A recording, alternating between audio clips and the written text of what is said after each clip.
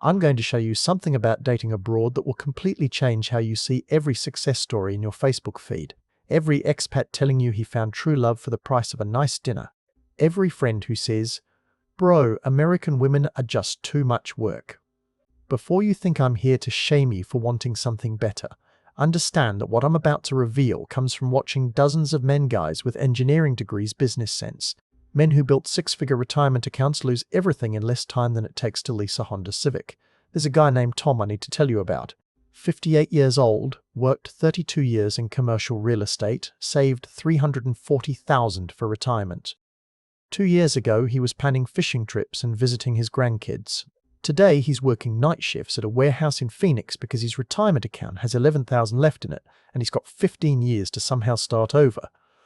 What happened to Tom is happening right now to someone you know, maybe someone reading this. And until you understand exactly how the trap works, the progression, the psychology, the machinery behind it, you'll keep thinking you're different, that your situation is special, that you finally figured out what all those other guys missed. You're not different. Neither was Tom. And by the end of this video, you're going to see exactly why that should terrify you. Tom Richards was everything you'd expect from a guy who spent 3 decades in Phoenix commercial real estate. Sharp negotiator, could smell a bad deal from across the table, never made big decisions without sleeping on them. Divorced at 52 after a 20-year marriage that ended the way most of them do. Not with a bang, but with the slow realization that you're just roommates who share a mortgage. 6 years of post-divorce dating in Phoenix taught Tom everything he didn't want to know about modern American dating. The apps where every woman wanted to know his profession before his personality. The first dates where she'd already Googled his house value before ordering an appetizer. The exhausting dance of trying to prove you're worth someone's time while they're simultaneously shopping for something better. "I'm not doing this anymore," he told his buddy Mike over beers one night. "I've got $500,000 saved up, and I'm spending it trying to impress women who look at me like I'm a job interview." Mike told him about a dating site specifically for Western men and Latin American women. "Man, it's different down there. They actually appreciate what you've built. They're not trying to compete with you, they want to support you." Tom rolled his eyes. "Come on, that's some passport bro fantasy nonsense." But he made a profile anyway. Just looking, he told himself. That's when he met Valentina. She was 34, from Medellin, Colombia. Worked as a hotel receptionist, spoke decent English, and had a smile that made him forget he was scrolling through profiles at 11 p.m. on a Wednesday. Her first message was simple. "You have kind eyes. I like men who look kind." They talked for 3 months before Tom even considered visiting. Video calls every other day. She never once asked about money, never pressed him about his job, just wanted to know about his life, his kids, what made him happy. And for the first time in years, Tom felt like someone actually saw him as a person, not a financial statement with a pulse. He flew to Medellin for 2 weeks. Valentina picked him up at the airport with homemade empanadas because he'd mentioned loving them on a call 3 weeks earlier. She showed him her city, introduced him to her family, and never let him pay for anything without a small argument about how she wanted to contribute too. "I'm not stupid," Tom told Mike when he got back. "I know what this looks like. But I spent 2 weeks with her, met her family, saw where she lives. This is real, man. I know what I'm doing." 4 months later, Tom moved to Colombia. The first 3 months were everything he'd imagined. They found an apartment in Poblado, Medellin's nicest neighborhood. Valentina cooked his favorite meals, took Spanish classes to help him learn faster, and introduced him to an entire community of expats who all had similar stories. Found a great woman, got out of the States living better for half the cost. Month 4, her mother got sick, needed medication that cost $1,200. Tom sent it without hesitation because that's what you do for family, right? Month 5, Valentina came to him crying. Her sister's husband had left, and she needed help with rent, just $800 to get through the month. Tom sent it because he was part of the family now. Month 6, she sat him down with tears in her eyes. "I've been thinking about our future. What if we started a small business together? My uncle has a restaurant space available. We could turn it into a cafe. It would only take $35,000 to get started, and we'd own something together, something that's ours." Tom hesitated. For the first time, something felt off. But then she kissed him and said, "I've never felt safe enough with anyone to dream like this. You make me believe anything is possible." He wired $35,000 the next day. Month 7, the requests became weekly. Her brother needed a motorcycle for work, $3,000. Her cousin's daughter needed tuition, $500. Every request came with tears, gratitude, and promises that this was the last time. Month 8, Tom drove by the cafe location they were supposedly building. It was still an empty space. No construction, no permits, nothing. When he asked Valentina about it, she had a story ready. Permits were delayed, her uncle was handling it. These things take time in Colombia. Month 9, Tom's daughter called him from Phoenix. "Dad, you need to come home, Grandma's in the hospital." Tom went to book a flight and checked his bank account for the first time in weeks. $47,000 left. He'd started with $340,000 just 9 months earlier. That night, while Valentina was in the shower, Tom did something he'd never done before. He looked through her phone, and what he found made his chest tighten. WhatsApp groups with names like Gringo Management and Foreign Boyfriend Tips. Messages in Spanish that Google Translate turned into English sentences he'll never forget. "How much have you gotten so far?" "Mine sent $50K last month." You need to push the family emergency angle more. The cafe story worked perfectly. He never even asked to see the property paperwork. Valentina wasn't his girlfriend, she was a professional. And Tom wasn't her first client.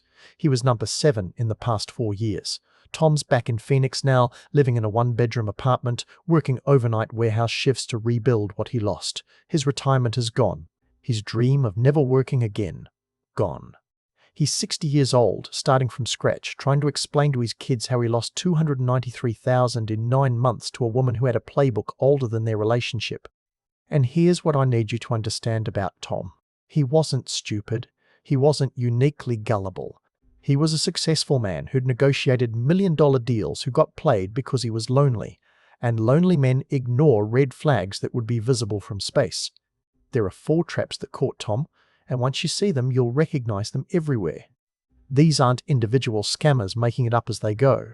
This is a system, refined over decades, designed specifically to exploit Western men with retirement savings and broken hearts.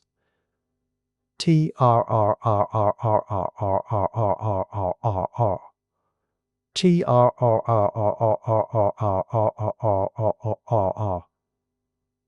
1. The Patience Trap. Here's what nobody tells you about the difference between American gold diggers and foreign ones. American gold diggers show their cards early. Designer bags on date 2, expectations clearly stated, you can see them coming from miles away. Foreign romance scammers are patient. 3 to 6 months of perfect girlfriend behavior before money is even mentioned. By then, you've told your friends about her, posted photos on Facebook, mentally started planning a future. When she finally asks for help, it doesn't feel like funding a scam. It feels like being a good partner.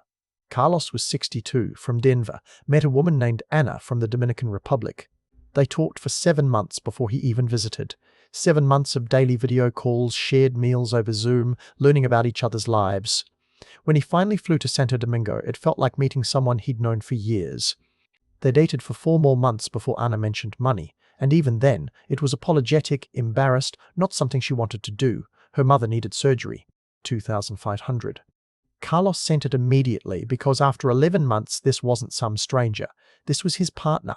That's when the requests started coming like a subscription service. Her brother's business loan, her sister's rent, her nephew's school fees. Within 8 months, Carlos had sent $67,000. The patience wasn't proof of authenticity. The patience was the trap. That's the whole system. Trap 2. The family trap. You know what nobody tells you about dating someone from a collectivist culture? You're not dating her. You're marrying her entire extended family's financial problems, going back 3 generations. In America, when you date someone, you're dealing with that person and maybe their kids. Over there, her mother's medical bills are your medical bills. Her brother's motorcycle payment is your motorcycle payment. Her cousin's business loan is something you're expected to contribute to because we're family now. Robert was 56, from Atlanta, met a woman from rural Philippines online. Sweet, traditional, talked about the importance of family, everything he wasn't finding back home. He sent $8,000 for her family's farm repairs before he even visited, because she'd told him how much they were struggling. When he finally moved to her province, he realized he hadn't married a woman. He'd adopted an entire municipality.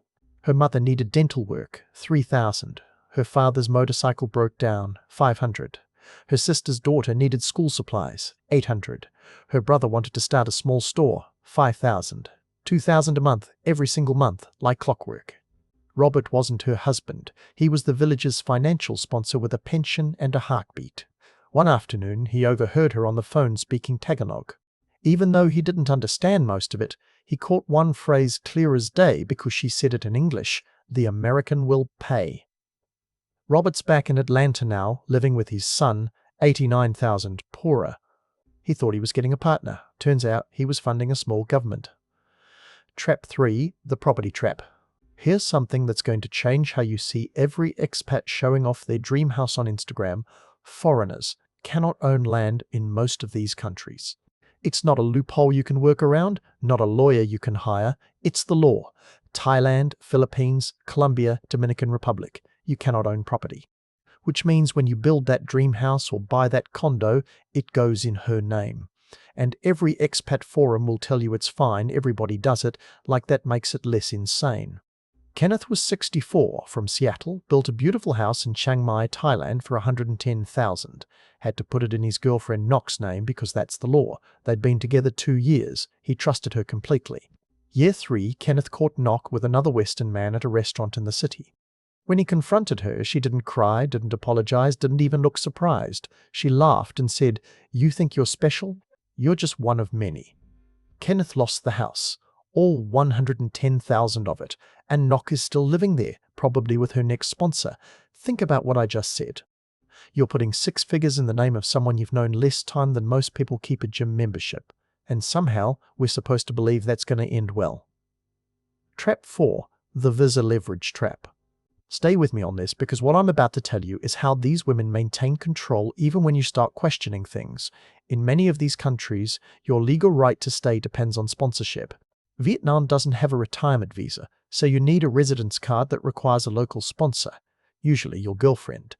Philippines' retirement visa requires 10,000 to 20,000 locked up with the government, and if you're married, your wife can access it.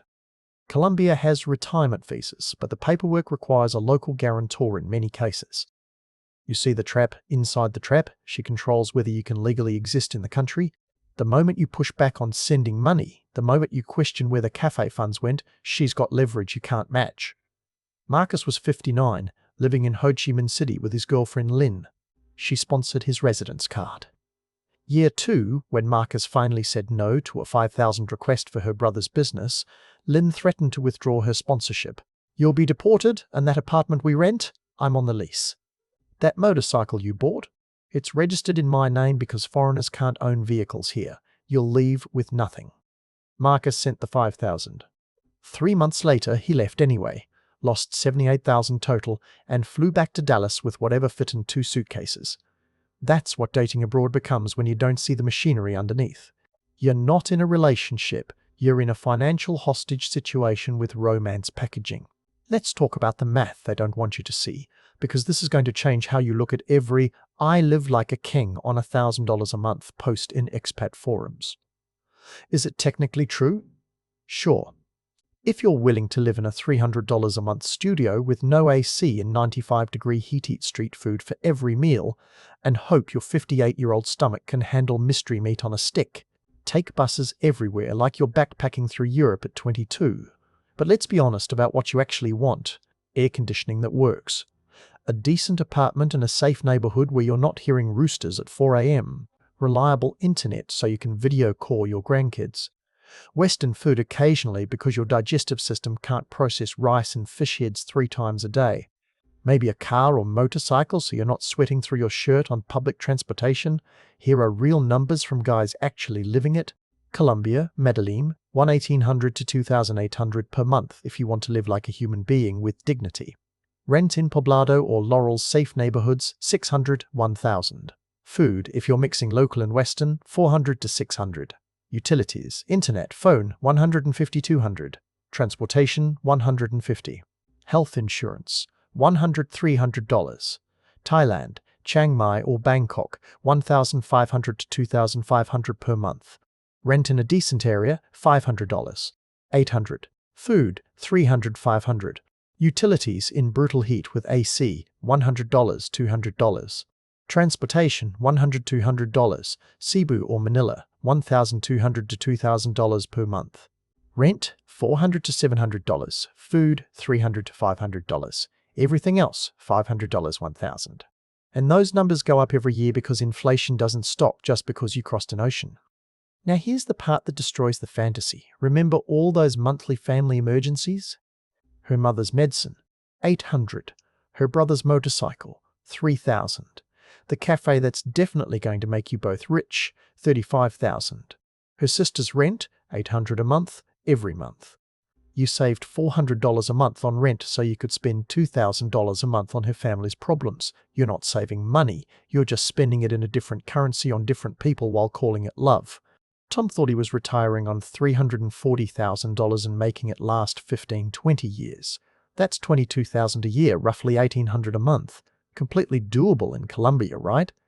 Except he wasn't just funding his life, he was funding Valentina's family's life, and the cafe that never existed. And the emergencies that came like clockwork. $293,000 in 9 months. That's not a cost of living calculation, that's a wealth extraction operation. Here's what you need to watch for, because these signs mean the trap has already been set, you just haven't stepped in it yet. Early red flags before commitment 1. She found you, not the other way around. She sent the first message, started the conversation, showed interest before you even noticed her profile. Ask yourself honestly, when's the last time a woman 20 years younger messaged you first back home? That initiative isn't attraction, it's target selection. 2. Love bombing within the first month. I've never felt this way before. You're different from other men. I think about you constantly. And she's saying this before you've met in person, before she knows if you snore or leave dishes in the sink. That's not love. That's a sales pitch with heart emojis. 3. Money requests before you meet. There's always an emergency. Mom is sick. Brother needs help. Something always costs $300, $800. She's so sorry to ask, so embarrassed. But you're sending Western Union to someone whose hand you've never held. 4.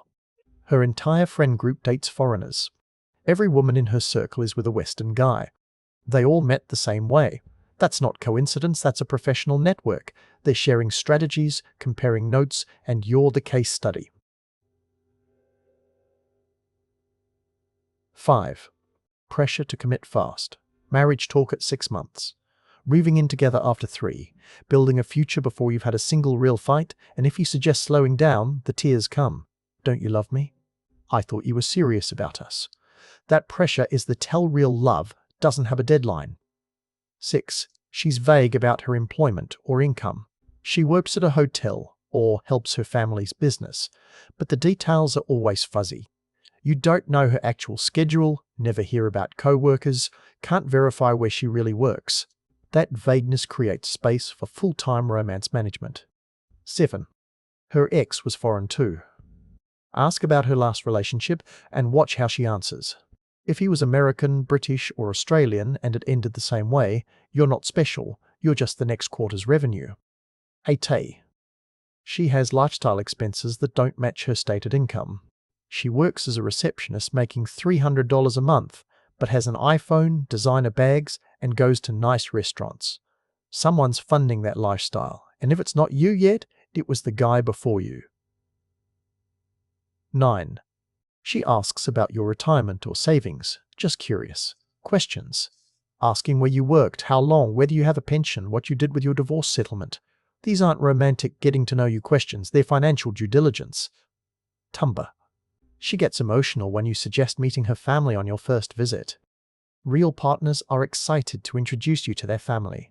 Scammers get nervous because family members might not be as good at maintaining the act, or because the sick mother is perfectly healthy and has no idea you've been sending money. Active trap indicators. After commitment 1. 1. Monthly emergencies that cost just below your breaking point. Someone always needs something.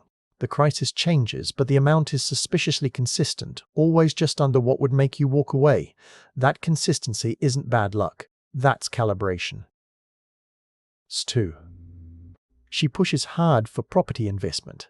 Let's build a house together. Let's buy a condo. Let's invest in my family's business. and it's always in her name because foreigners can't own property. She promises you'll be protected if anything happens. You won't be. 3. She isolates you from other expats. Gets upset when you want to join expat groups. Makes excuses when you try to hang out with guys who've been there longer.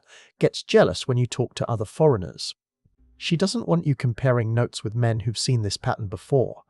4. Lifestyle upgrade the moment you commit. New phone appears. New clothes. Eating at restaurants she couldn't afford before.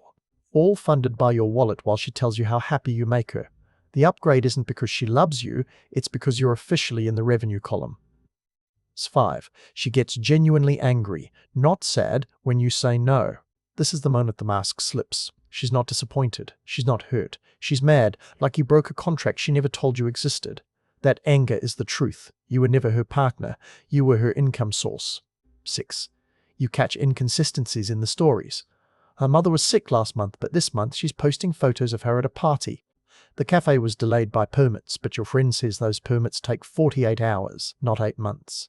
The inconsistencies stack up, and when you point them out, she gets defensive or starts crying to change the subject. She disappears for hours with vague explanations.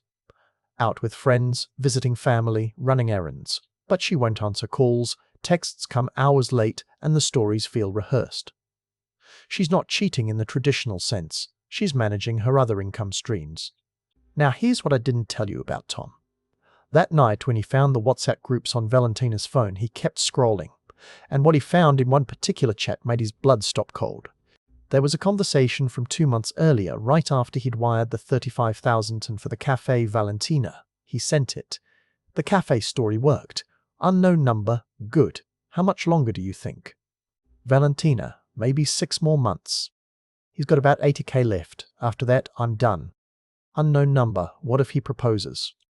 Valentina, I'll say yes, take the ring, sell it, and bounce. They always propose when they sense you pulling away. Tom sat on the edge of their bed, in the apartment he was paying for, looking at messages from the woman sleeping 20 feet away, and realized something that shattered him. He'd never been her boyfriend. He'd been a 6-figure transaction with an expiration date. She wasn't waiting for him to run out of money, she was planning for it, managing him like a depleting asset, counting down the months until his usefulness expired. Tom's 60 years old now, working overnight shifts at a warehouse, sleeping in a 1-bedroom apartment, trying to explain to his kids how he lost their inheritance to a woman who had a 6-month exit strategy from day one. That's the part that destroys you. Not that you got scammed, but that you were never even real to her. You were a financial extraction timeline with feelings she had to manage until the well ran dry. Look, I'm not telling you not to date abroad, not to travel, not to explore what's out there. I'm telling you how to do it without becoming another story I tell in videos like this. Visit Rules 1. 3-month trial before any permanent decisions. Don't move there permanently until you've lived through a full season. Experience the heat when it's 100 degrees and humid. Deal with the bureaucracy when you need something simple done. See what it's actually like when the vacation high wears off and you're just living regular life. Passion 2. Get international health insurance before you leave. I'm talking real coverage. Cigna Global, Allianz, companies like that. $500 to $1,500 a year, depending on your age. One emergency without insurance will cost you more than 10 years of premiums, and you do not want to be negotiating medical bills in a foreign language while you're having a heart attack. 3. Keep go home. Money sacred. Flight home plus 3 months of expenses, completely untouchable in a separate account. I don't care what sob story you hear. I don't care if her mother is dying. That money is your ejection seat, and you never ever touch it. 4. Rent. Never buy for at least 2 years. I don't care if you've been together 18 months and it feels perfect. I don't care if everyone says it's fine, no property in anyone's name, no buildings, no land, no condos. You rent and keep that money liquid so you can leave when you need to.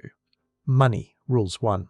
Keep finances completely separate for the first year minimum. She doesn't need your bank info, doesn't need a joint account, doesn't need access to anything except what you give her directly. And the moment she pushes back on that or acts insulted, you know exactly what this is. 2. Set a monthly help limit and stick to it brutally. Decide right now. You'll help with $500 a month maximum, or whatever number you're comfortable with. When the requests exceed that, and they will, the answer is no, not Let me think about it, not maybe next month. Just no. Real partners respect boundaries. Revenue streams get angry about them. 3. Never send money before meeting in person. I don't care how compelling the emergency is. I don't care if her mother needs surgery tomorrow. If you haven't stood in the same room with this person, you don't send money. Period. End of policy. 4. Every major financial request requires verification. Medical bills, you see the hospital paperwork. Business investment, you see the business plan and meet with her business partner. Family emergency, you talk to the family member directly. If she refuses to provide verification, that's your answer right there. Relationship. Roles 1. 6-month minimum before any life-changing commitments. No marriage, no property, no sponsoring her to America, no putting her on your insurance, no business partnerships, nothing permanent happens before 6 months. Honestly, a year is better because that's when the mask usually starts slipping. 2. Do a background check and meet her family unannounced. Spend $200 on a legit international background check. Fly to her hometown without telling her you're coming and see if her mother is actually sick, if her family situation is what she described, if anything she's told you lines up with reality. Real partners welcome surprise visits. Scammers panic. 3. Stay connected to expat communities and actually listen. Join expat groups and pay attention to guys who've been there 5+ years. They're not bitter, they're experienced. When they tell you something doesn't smell right, you listen because they've watched your exact situation play out 50 times before. 4. Weekly check-ins with family back home. Tell someone where you are, send them your address. Let them know you're okay. Share your concerns when things feel off. Isolation is how these things go from bad to catastrophic without anyone noticing until it's too late. If she pressures you to cut contact with home, run. Real partners want you to stay connected with your family and friends. Scammers want you isolated because isolated men make decisions based on fear of being alone, not logic. Look, I get it, and I'm not going to pretend I don't. American dating feels like a second job you didn't apply for. The entitlement is real. The games are exhausting. You're jumping through hoops just to get coffee with someone who's simultaneously shopping for something better while you're mid-sentence. The frustration that makes you want to leave, to find something simpler, something more genuine, it's not fake, it's real, it's valid. And nobody's telling you you're wrong for feeling it.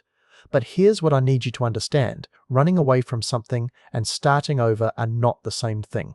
One is fear, the other is freedom. And if you can't tell the difference, you're about to make a very expensive mistake. You want to travel? Travel. You want to meet someone abroad? Go for it. You want to see if life in another country fits you better? I'm not stopping you. But go with your eyes open. Not with your heart on your sleeve and your wallet on the table, hoping someone finally sees you for who you are. Remember Tom, sitting in the Phoenix airport with everything he owns in a carry-on bag, waiting for his daughter to wire him money for groceries? He wasn't stupid. He wasn't naive. He was lonely. And lonely men make desperate decisions because when you've been invisible for long enough, anyone who sees you feels like a miracle.